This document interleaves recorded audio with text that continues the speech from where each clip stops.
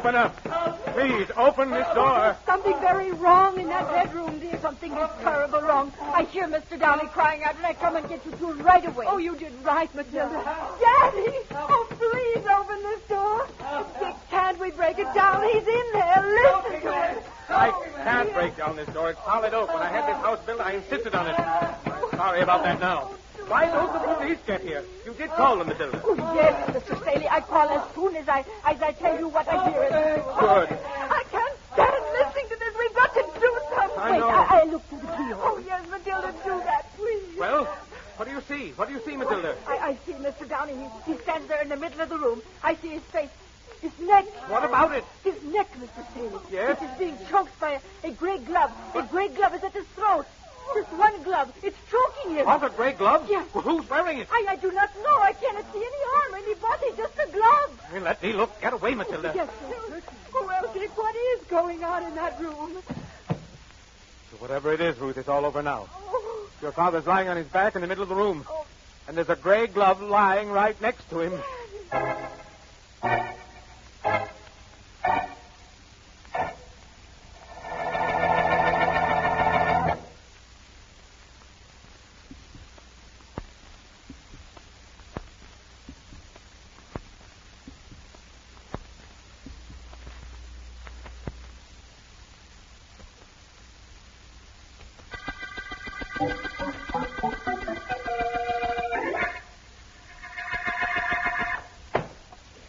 A few more with the axe ought to do it, Riley. Okay, D.A. Hope doors are short. Oh, stand back, Markham. Right. I'm glad I called you to come down here with me, Vance. From what I was told on the telephone, what happened in this room is pure fantasy. I'm glad you called me, too, Markham. And I'm glad I got here in time to break in the room with you and our police friend here. Where are the owners of this house? I've asked them to wait in the room. That does it, Mr. Markham. I can reach in and turn the key from here. Okay, fine. Vance, look there. Just as Mr. Staley described it to you. Yes. A dead man and a gray glove lying next to him. Look at his throat. It's been clawed. Somebody choked him to death.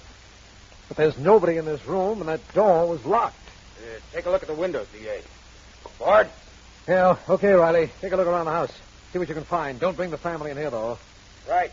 Be seeing you, D.A. Yeah. Well, Vance? Let me understand something. Mr. Staley looked through the keyhole and saw this gray glove on the floor choking the dead man? That's what he told me. The maid, Matilda, saw it, too. And all three of them heard this man here repeating, "It's choking me. It's choking me." Well, this is something. A man is choked to death by a gray glove. A glove that was obviously on the hand of somebody who couldn't possibly be in the room.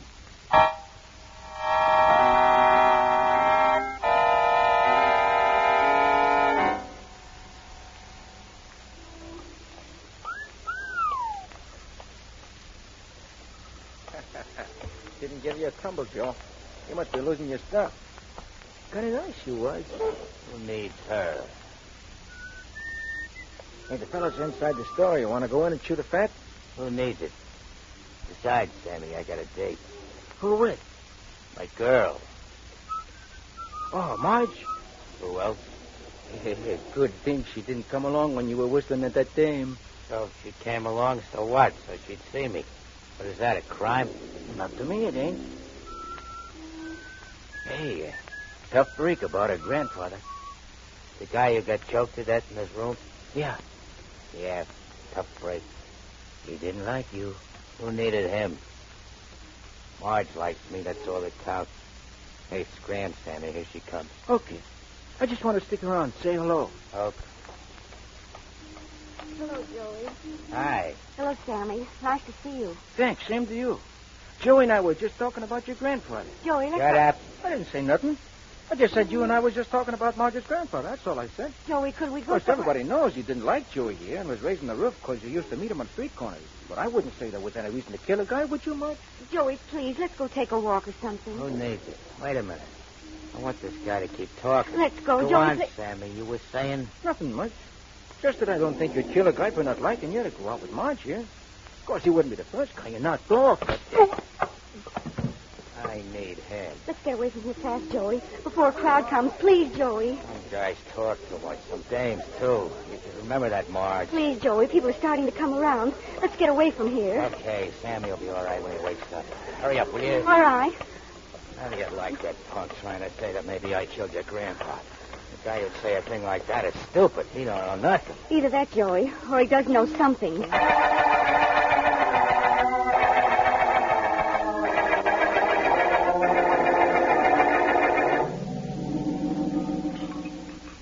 I've never known you to question anybody in the kitchen before. It's the first time for everything, Markham. Matilda, Yes. you don't have to stop washing those dishes to answer some questions. No, I don't stop. Good. How long have you worked for Mr. and Mrs. Staley? 30 years. I come with them when they first get married. I stay with them ever since. They're very fond of you. I was talking to them right after the body of Mrs. Staley's father was found in his room, and they told me how highly they regarded Oh, you. they are good people. Were they happy, Matilda? Oh, yes. So happy. Well, Vance, I guess that tells us nothing. What did you want it to tell us, Markham?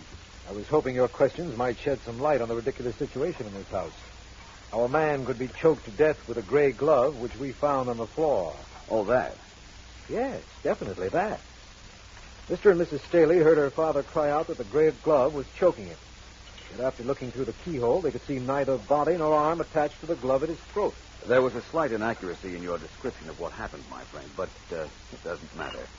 You see, I know how that was done. What? Yes, Oh. I'm so clumsy. I'm so sorry to drop the dishes. I picked them up. Nervous, Matilda? No, I don't think so. It seemed to me that you were. You knocked over those dishes when Vance said he knew how Edgar Downey was murdered. Well, I'm sorry. I know. But about what?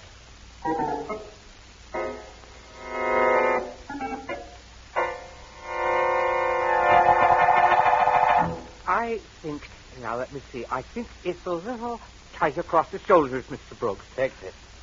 Certainly.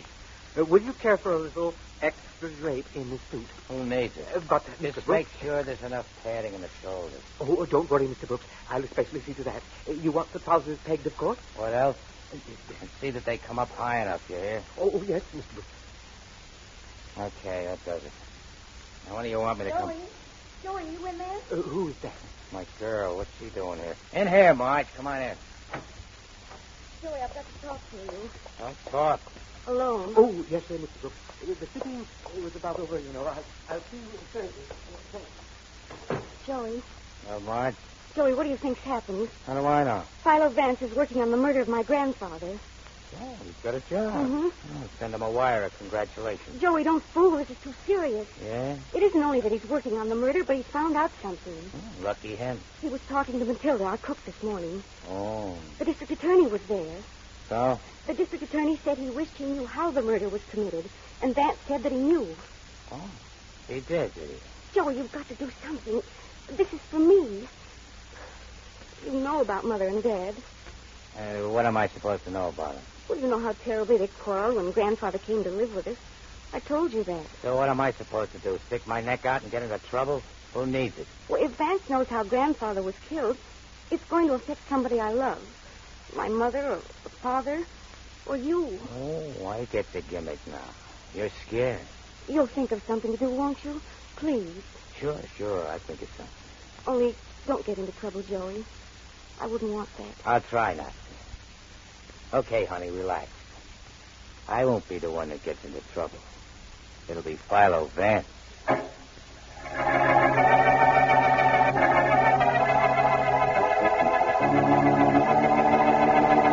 Must we quarrel now, Ruth? Must we? I don't know. I'm so sick of arguing with you, Richard. So am I. Oh, I'm so tired of everything since what happened to my father. Right in front of my eyes. Happened in front of my eyes, too. Don't forget that. Ruth, What is it? We were so happy before he came to live with us. I'm sorry about what happened to him. You know I am. But can't we go back to our lives of a year ago? I don't know. I just don't know. Who is it? It's me and Mrs. Staley. Matilda. Come in. What is it, Matilda? Oh, if you're busy, I come back later. Come in now. What do you want? Please, I'd like perhaps to take off this afternoon, Mrs. Staley. All right, Matilda. If you like, why, it's You're all taking right. another afternoon off? Yes.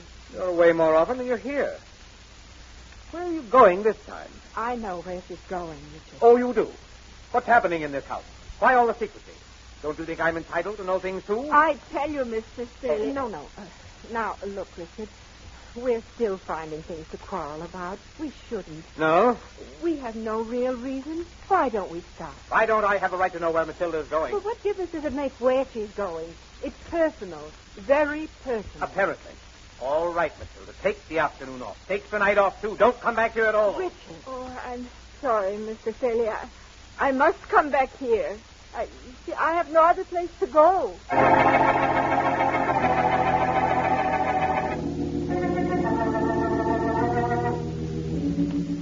Midnight edition of the morning paper is just out.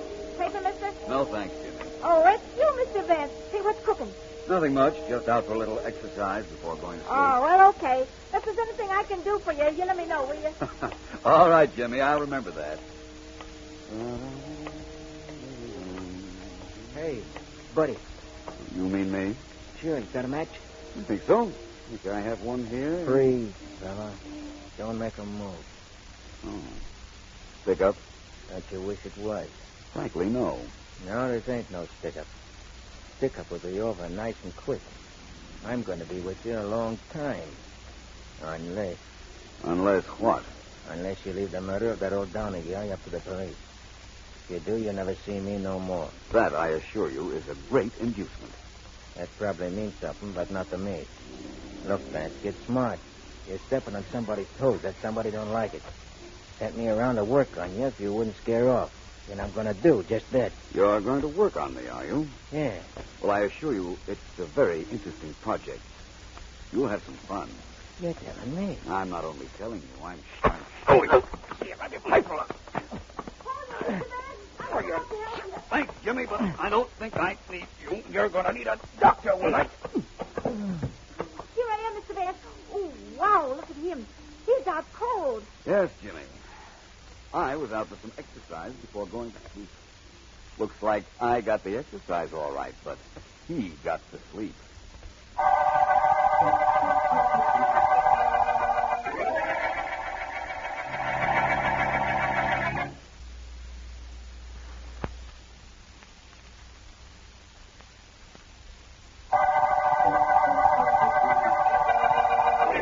This is District Attorney Markham.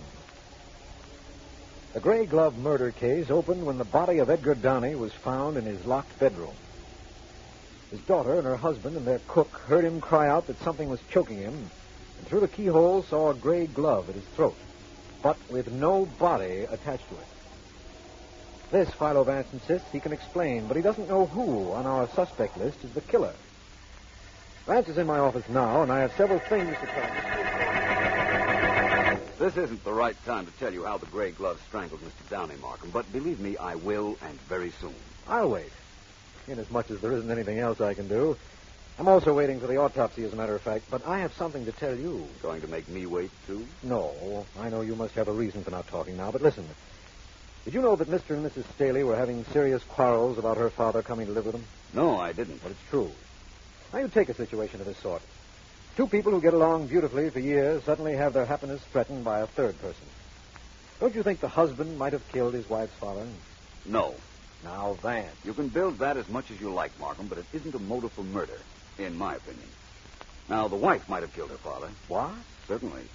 If the old man were wealthy and had left her his money... I see what you mean, but would a woman kill her own father? And how is it done? I merely offered a suggestion in opposition to yours about Mr. Staley being the killer, that's all. Wasn't my theory. But you do have one. Yes. You see, a rather tough character tried to intimidate me last night as I was taking a walk. Oh? I don't think either Mr. or Mrs. Staley would have hired him. And who did? I don't know. But I have a hunch whoever it was will show up, and very soon. He knows I don't scare easily now, and apparently he's worried. So am I, after what you told me. Don't be. My activities for the next hour or so are very tame. I'm going to take a ride with a lady. Mrs. Staley? Nope. Her daughter Marge, whom I know you haven't met as yet? No. I'm going for a ride with the one woman in this case who can tell me something important, if I can make her talk. The cook, Matilda.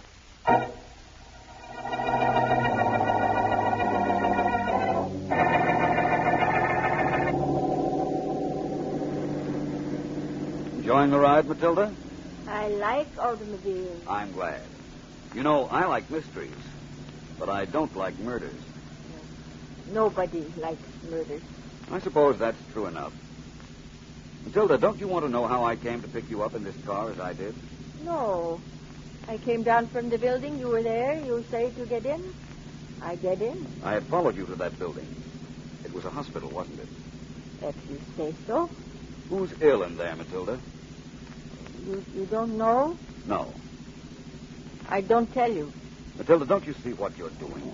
You're a... Hey! Oh, the car! It almost pushes off the road. Yes, there. so it did. Oh, my. Somebody wanted to talk to me and did it the hard way. Oh. Here he comes. My. Hi. You're Philo Vance, aren't you? Yes. What's the big idea of cutting in front of me just now? My own idea. I get things like that all the time. My name is Brooks, Vance. Joe Brooks. I have a little information for you, my friend. Who needs it? Look, Vance, a friend of mine stopped you on the street last night. Only you stopped him. He was more of a friend of yours last night because he was giving you a little tip. I thanked him in my own way, of course. Sure you did. Anyhow, he came to warn you to lay off this murder case. You said you wouldn't do it. Now, I think you will. How wrong can a man be? You mean me? Yes. That's the sarcasm. Who needs it? Vance, I'm not threatening you now. I'm not that stupid. Threats don't mean nothing to a guy like you. That's pretty apparent, isn't it? What's your proposition? I'm not threatening you. I'm promising you something. Duck out of this case, or I promise you I'll take care of you personally. And, Vance. Yes? My word's awfully good.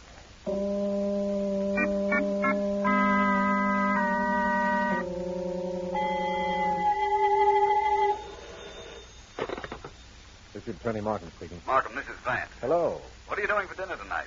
Nothing special, Vance. Well, you are cordially invited to eat at the home of Mr. and Mrs. Richard Staley. Dinner is at 7. I'll expect you. Well, I'll be there, of course, but what's the big idea? The big idea is to get this case over with in a hurry. Tonight at dinner is when that's going to be accomplished. Oh. Who else is invited? Mr. and Mrs. Staley, their daughter Marjorie, a boyfriend of hers named Joe Brooks, who introduced himself to me in his car this afternoon, and, that's all, I guess. One of them is our murderer. Someone who will be there tonight is, I assure you of that. And that's when you'll tell me how somebody could have gotten in and out of a locked room and choked a man to death with a gray glove? I promise. I'll be there.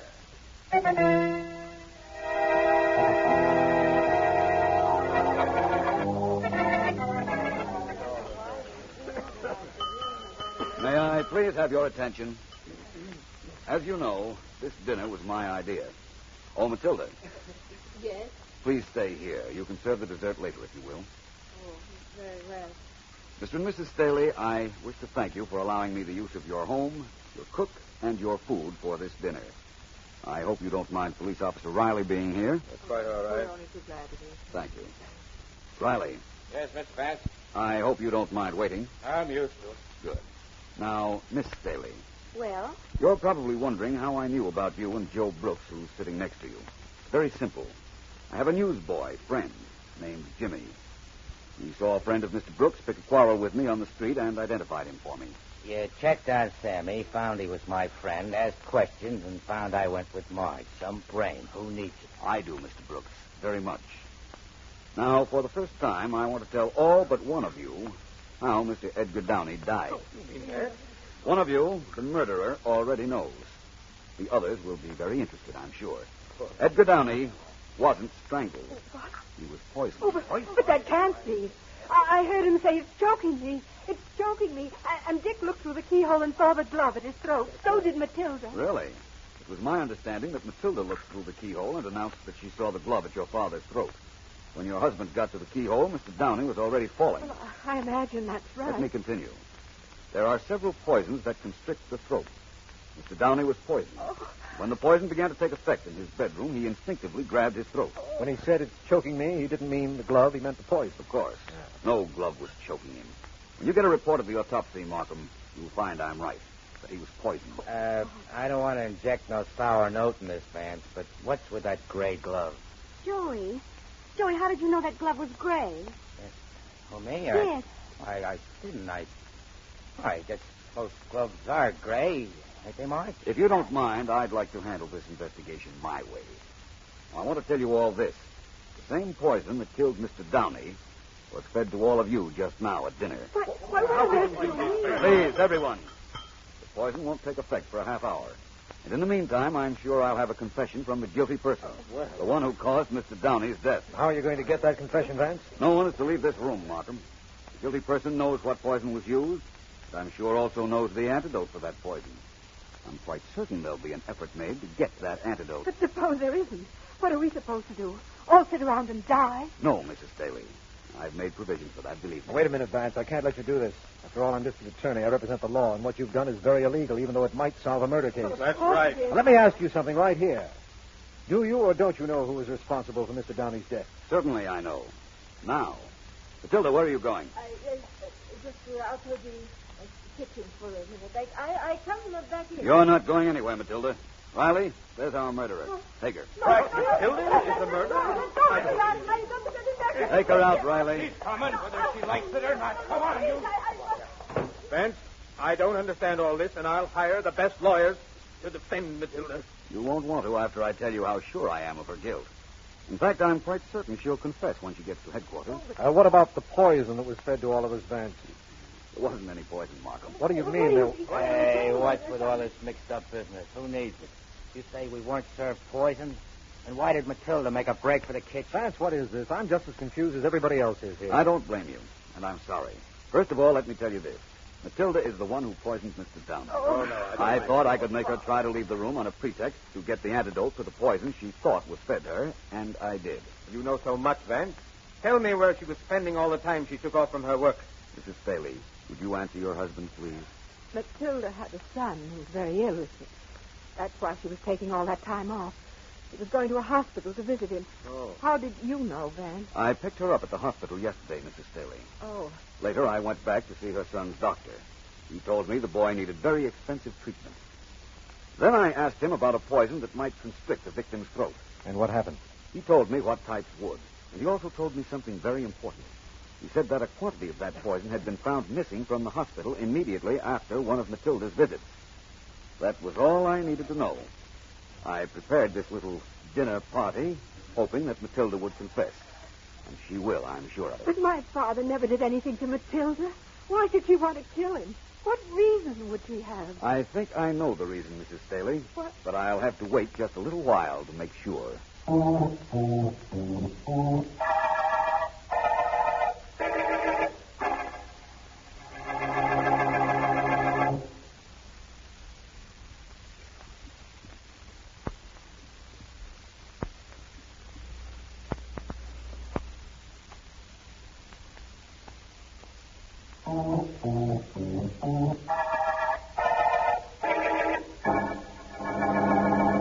Vance, now, will you please explain what actually happened in Mr. Downey's bedroom when that gray glove was seen clawing at his throat? Certainly, Markham. The glove was never at his throat.